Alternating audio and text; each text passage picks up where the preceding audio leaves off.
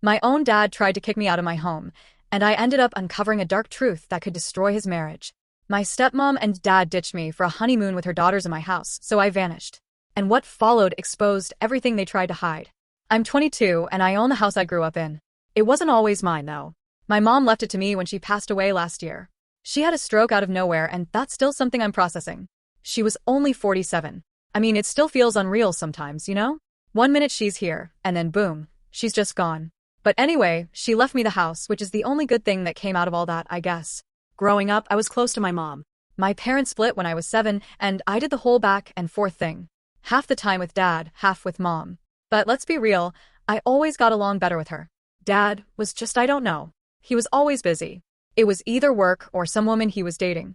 Honestly, it was like I was never his priority. Not that I'm bitter or anything. Well, maybe a little, but I had mom, so I didn't care that much. When I turned 18 and started college, dad moved to Chicago for work, so I didn't really see him unless it was Christmas or maybe Thanksgiving if he felt like flying in. It was no big deal to me at the time. I was busy with school anyway. Then 2 years ago, dad shows up for Christmas with this woman, Susan. She's 38, so yeah, way younger than him. She's got 2 teenage daughters, Claire and Jessica, who were 16 and 14 at the time. It was a little weird, to be honest. Dad had never brought a girlfriend to any family event before. And suddenly, here's Susan with her kids. I tried to be nice, like I wasn't about to make it awkward, or anything. Plus, dad seemed really into her and her daughters were quiet, keeping to themselves, so I thought, whatever, right? We had a decent dinner, exchanged presents, all that Christmas stuff. After that, Susan would say hi if I was on the phone with dad, and she seemed pretty cool. Her daughters, though, yeah, they stayed quiet, didn't really talk much. I figured they were just shy or something. Then last year, mom passed, and I found out she left me the house. Now, don't get me wrong, I wasn't expecting anything, but I wasn't surprised either. Mom always had things planned, and she knew how much this house meant to me. She even told me around my 18th birthday that she had made sure everything was in order for when she was gone. I thought it was a little morbid at the time, but now I'm glad she did that. So, I moved into the house after graduation. I didn't want to rush into getting an apartment or anything. Plus, this house has always been a place of comfort for me. I thought it would be nice to live here and figure things out. Dad, though, he was not happy. I didn't know at first, but he wanted the house back. See, this was the house he bought with my mom when they first got married, and I guess he thought it should have gone to him. He got all moody about it, but he never said it directly. It was more like subtle digs here and there. He didn't have to pay alimony after the divorce, so it's not like he lost out financially or anything, but I could tell it bothered him. After the funeral, Dad and Susan went back to Chicago. And for a while, things were quiet. I lived here on my own, settled into a routine, started a new job. You know how it goes. Then about 6 months ago, Dad calls me and says he's getting married to Susan. They're going to have the wedding in Chicago, but after the wedding, they want to stay here for a bit before they head off on their honeymoon. I didn't think much of it at first. He said it didn't make sense to stay in a hotel when there's this big house with empty rooms. And he promised to cover the bills while they were here. So I figured, sure, why not? I let them move in a month before the wedding, and at first it was kind of nice having people around. The house felt less empty, and Susan was nice enough. Her daughters still didn't talk much, but they weren't causing any problems, so I didn't mind. For the first couple of weeks, everything was chill. We'd eat dinner together, talk about wedding plans, and I was even starting to think maybe this wouldn't be so bad long term. Then 3 days before the wedding, Dad sits me down for this serious talk. He asks if I'd be okay with them staying here permanently. Like he just drops that on me. No warning. He says they've been thinking about it and feel like this house could be a home for all of us. He even says he doesn't like the idea of me living here alone because apparently he's worried about me or something. I don't know where that concern was when he was busy with work or off dating random women while I was growing up. But suddenly now he's concerned. I didn't say yes right away. I mean, it was flattering that he wanted me to feel like part of the family, but there was this nagging feeling in the back of my mind. I couldn't shake the thought of how pissed he was when he found out he wasn't getting the house. So, instead of agreeing, I told him I needed to think about it and that I'd give him an answer after the wedding. He seemed a little disappointed, but he didn't push it, which was good because I wasn't ready to make a decision yet. Anyway, the wedding comes and goes, and it was fine. They had a small ceremony, and I was getting ready to tell Dad my decision. I figured I'd say no, but I wanted to wait until they were done celebrating. 2 days after the wedding, I wake up and the house is dead silent. Everyone's gone. At first, I thought maybe they went out for breakfast or something, but then I noticed most of their stuff was still here. Suitcases, clothes, everything. I start calling Dad. No answer. I try Susan, and she finally picks up all casual like nothing's wrong. She tells me they left for their honeymoon that morning and would be gone for a week. Like what? They didn't even tell me they were leaving. I was living in this house with them, and they just dipped without saying a word. I'm already annoyed, but then Susan starts acting all weird.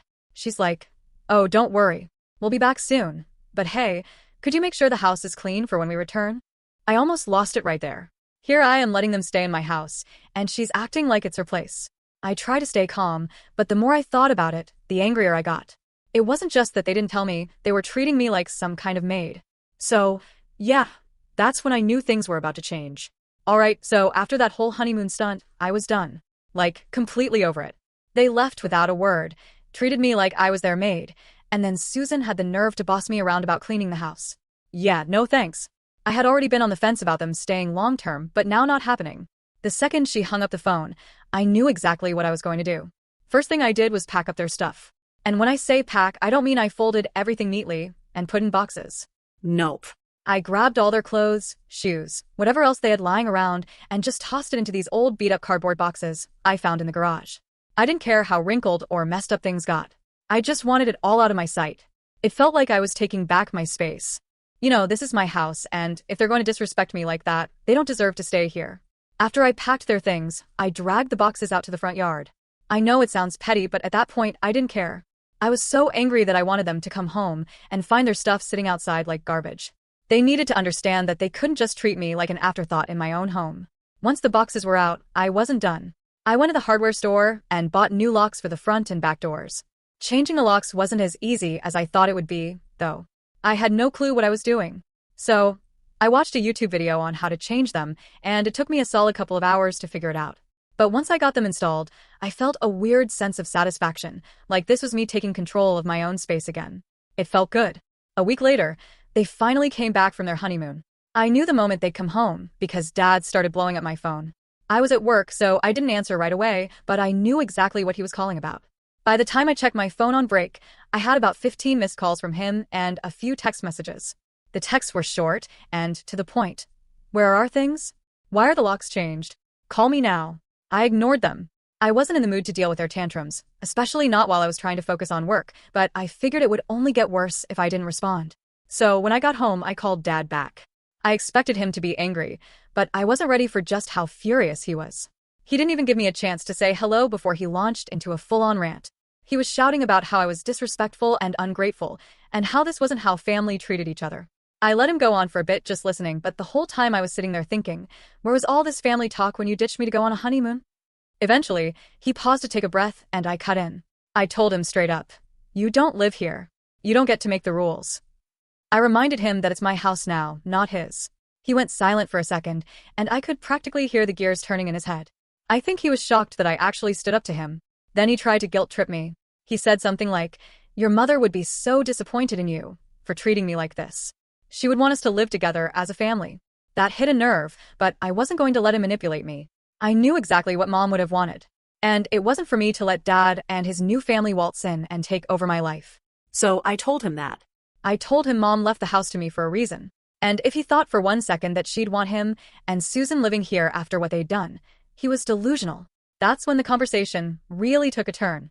He started yelling again, calling me selfish and immature. He said I was acting like a spoiled brat and that I needed to grow up.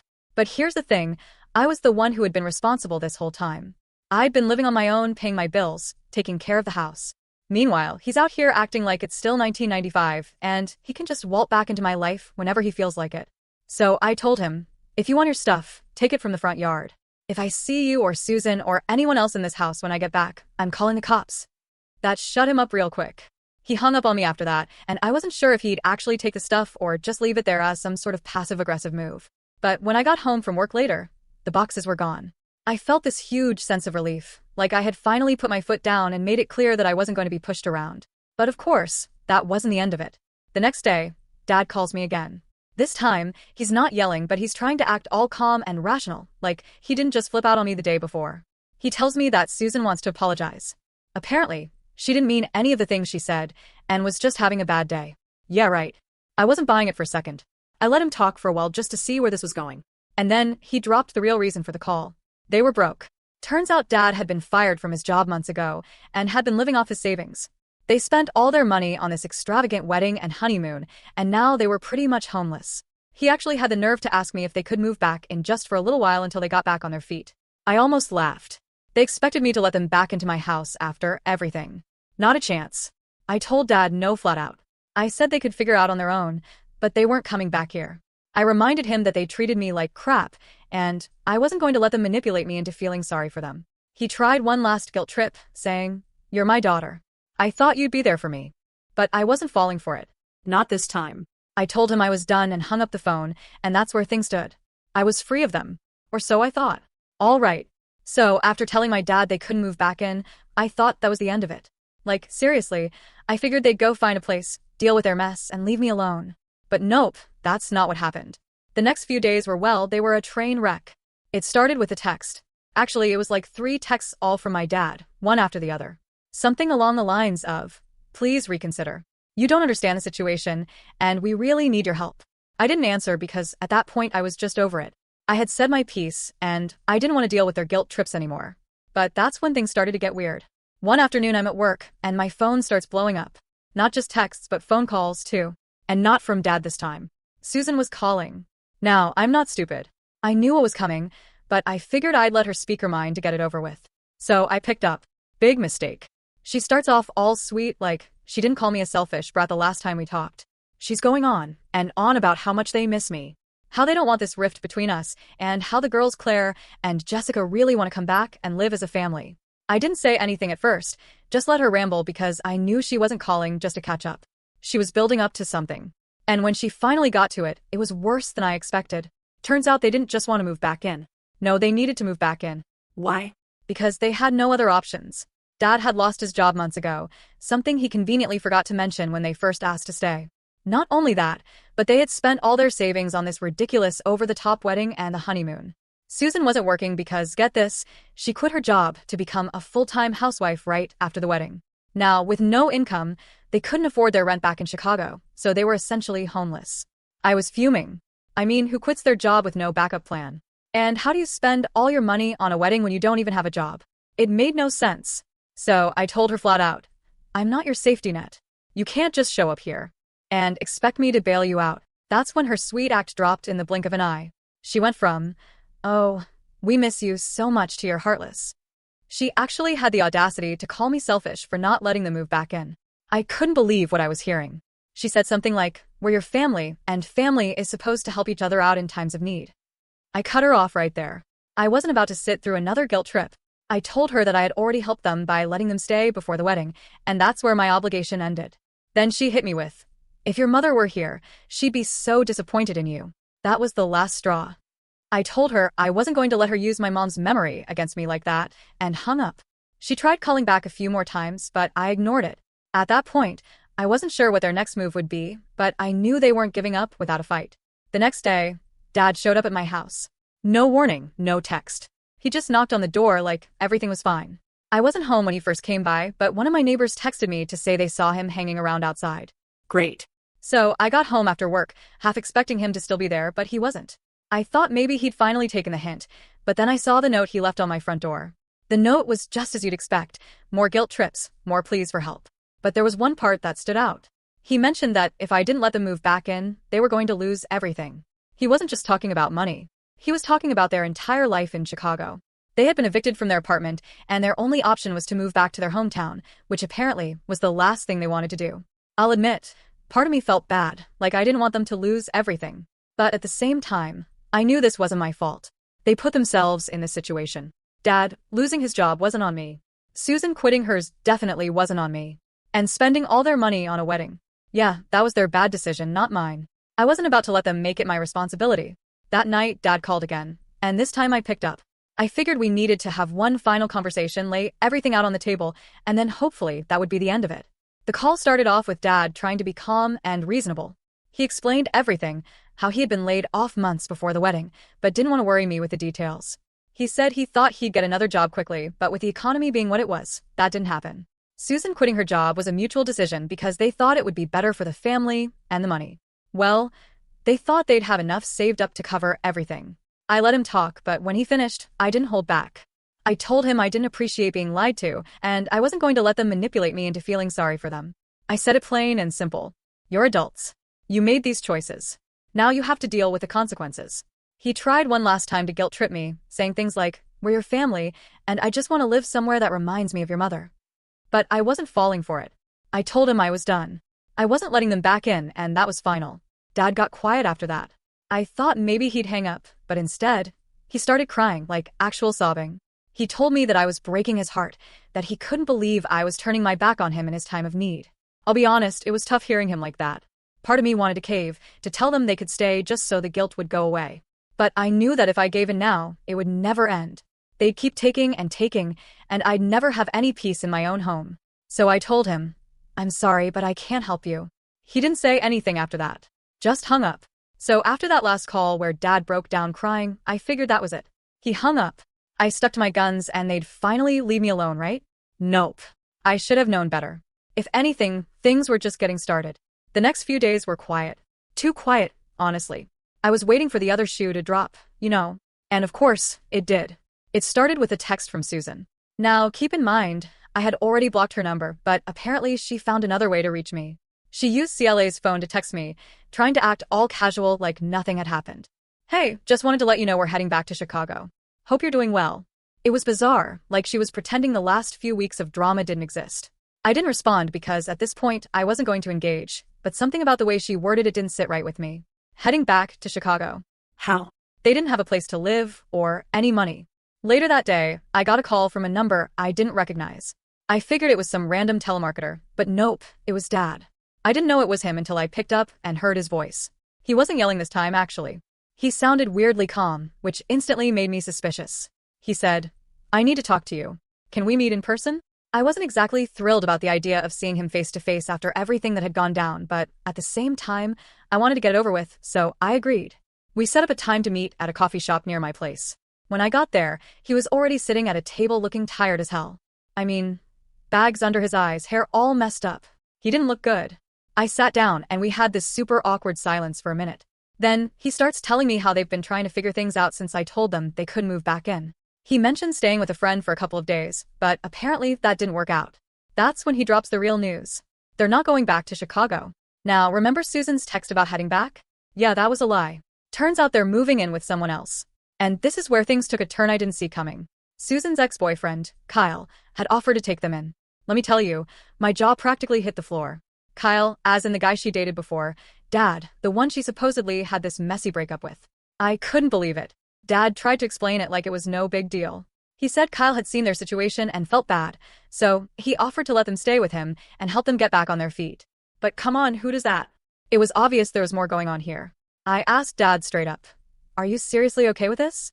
Like, how could he be fine with his new wife moving back in with her ex?" He shrugged and said they didn't have many options. They were desperate, and Kyle was the only one willing to help. He even tried to convince me it was just temporary, but I wasn't buying it. As if things weren't awkward enough, Dad then casually mentioned that Kyle had been spending a lot of time with Claire and Jessica. He said it like it was no big deal, but I could tell there was more to the story. Apparently, Kyle had missed out on a lot of their lives when they were younger, like he wasn't around much when they were growing up, so now he was trying to make up for lost time or whatever. And that's when it hit me. This whole thing was a mess. And Dad was just too blind to see it. I tried to reason with him. I told him that moving in with Kyle wasn't going to end well. I mean, it was a disaster waiting to happen. But he wouldn't listen. He just kept saying, "It's only temporary, and we'll figure it out." At this point, I was losing my patience. I didn't want to be part of their drama anymore. I was ready to leave when Dad suddenly said something that made me freeze. He told me that if things didn't work out with Kyle, they were still hoping I'd reconsider letting them move back in with me. Are you kidding me? After everything that had happened, he was still trying to guilt-trip me into taking them in. I couldn't believe it. I stood up right there and told him I wasn't changing my mind. I said, "You've made your choice, and now you have to live with it." As I was about to walk out, Dad grabbed my arm, not in a forceful way, but just enough to make me stop. He looked at me with this sad, desperate expression and said, "I don't want to lose you, too." That hit me harder than I expected. Part of me felt bad for him, but at the same time, I knew I couldn't let him drag me into their mess again. I pulled my arm away and told him, "You've already lost me." And with that, I left. The next few days were a blur. I kept replaying that conversation in my head, trying to make sense of it. Part of me felt like I'd been too harsh, but the other part knew I was doing the right thing. Then, about a week later, I got another call, this time from Claire. I hadn't heard from her in ages, so I was curious why she was calling. She sounded nervous, almost like she didn't want to be on the phone. She told me that Kyle had been acting weird around her and Jessica since they moved in. Now, I'm not going to get into too many details, but let's just say the vibe was off. Claire didn't say much, but I could tell she was uncomfortable. She asked if there was any way they could come stay with me for a little while, just until things settled down. That threw me for a loop. Here I was thinking I was done with their drama, and now Claire was reaching out to me for help. I didn't know what to do. Part of me wanted to help her, but another part of me didn't want to get dragged back into their mess. So I told her I'd think about it and get back to her. But deep down, I knew I couldn't just leave her and Jessica in a bad situation. I started to wonder if maybe this whole thing was bigger than I realized. So after that call from Claire, I was torn. Part of me didn't want to deal with their drama anymore. I had finally gotten rid of Dad, Susan, and all the craziness that came with them. But hearing the fear in Claire's voice made me feel like maybe I couldn't just ignore what was happening. I mean, she's a kid. Well, not exactly. She's 17 now. But still, she sounded scared, and I couldn't just brush that off. I told myself I'd sleep on it and figure things out in the morning. But let's be real, I barely got any sleep that night. My mind was racing, thinking about what Claire said, wondering what was going on in that house. The fact that she called me of all people meant it had to be serious. I tossed and turned, trying to convince myself that this wasn't my problem. But deep down, I knew I couldn't ignore it. The next morning, I called Claire back. She picked up almost immediately, like she'd been waiting for my call. I didn't waste any time. I asked her straight up, "What's going on with Kyle? Why are you and Jessica so uncomfortable?" She hesitated, which didn't exactly make me feel better. Finally, she said, "It's just he's been acting weird, like he's always around, always watching us." That sent a chill down my spine. I asked her if he'd done anything specific, but she said, "No, not really. It was more of a feeling. You know, that gut feeling you get when something's off." She said he kept trying to get closer to them, like constantly offering to take them places, or insisting they hang out with him. She didn't like it, and Jessica didn't either, but every time they mentioned it to Susan, she just brushed it off like it was no big deal. At this point, I was starting to panic a little. I mean, I don't know Kyle that well, but something about this situation screamed red flag. I didn't want to freak Claire out even more, but I knew I had to do something. So I asked her if she and Jessica wanted to stay with me for a few days just to get away and clear their heads. She jumped at the chance. It was like she'd been waiting for someone to give her an escape. The next problem was figuring out how to get them out of there without causing a scene. I didn't want to deal with Kyle or Susan, especially not Kyle. I had no idea how he'd react if he found out the girls were leaving. And honestly, I didn't want to find out. Claire said Kyle worked late most nights, so they could sneak out after he left. They'd pack up some stuff and call me when they were ready. So that night, I waited. It felt like I was sitting on pins and needles just waiting for something to go wrong. Every time my phone buzzed, I jumped. Finally, around 10 p.m., Claire texted me, "We're ready. Can you come get us?" I grabbed my keys and headed over. When I pulled up to the house, I kept the car running. I didn't want to risk anything. Claire and Jessica came out quietly, both carrying duffel bags. They looked tense, like they were expecting Kyle to come storming out after them at any moment, but he didn't. They got in the car, and we took off. The ride back to my place was pretty quiet. I could tell they were both shaken up, especially Claire. I didn't push them to talk. I figured they needed some time to process everything. When we got back to my house, I set them up in the guest room and told them to make themselves comfortable. They didn't say much, just mumbled, "Thanks," and went to bed. The next morning, things were still pretty tense. Claire was on edge, constantly checking her phone. Asked her if she had heard from Susan, and she shook her head. "She's probably too busy with Kyle to even notice we're gone," she said bitterly. That hit me hard. Claire was obviously feeling abandoned by her mom, and I couldn't blame her. Later that day, I finally got a call from Dad. Not Susan, not Kyle, but Dad. I should have seen it coming, but I wasn't exactly prepared for what he had to say. He knew the girls were with me, and he wasn't happy about it. He tried to stay calm, but I could hear the frustration in his voice. He started off by saying, "You should have told me before you took them, like I had kidnapped them or something." I cut him off. "They called me Dad. They wanted to leave. Something's not right over there, and you know it." That's when the conversation got ugly. He started defending Kyle, saying he was just trying to be a good stepdad and that Claire and Jessica were being dramatic. He claimed I was stirring the pot and making things worse by letting them stay with me. He even accused me of trying to drive a wedge between him and Susan. I couldn't believe what I was hearing. I told him flat out, "This has nothing to do with you and Susan. I'm just trying to help Claire and Jessica. If you actually listened to them instead of brushing off their concerns, maybe we wouldn't be having this conversation." He didn't like that. He started ranting about how I was overreacting, that Kyle was a good guy, and that I needed to stop causing problems. But I wasn't backing down. I told him I wasn't going to send Claire and Jessica back to a place where they didn't feel safe. And if he had a problem with that, then too bad. That's when he pulled out the big guns. He said, "If you don't send them back, I'll take legal action." I couldn't believe it. My own dad was threatening me with legal action over this. I didn't even know what to say. I just stood there holding the phone, trying to process the fact that this was really happening. After a long silence, I finally said, "Do whatever you need to do, but I'm not sending them back." He hung up after that, and I stood there staring at my phone, wondering how things had gotten so messed up. I mean, this was my dad, and now we were on opposite sides of a battle I didn't even want to be in.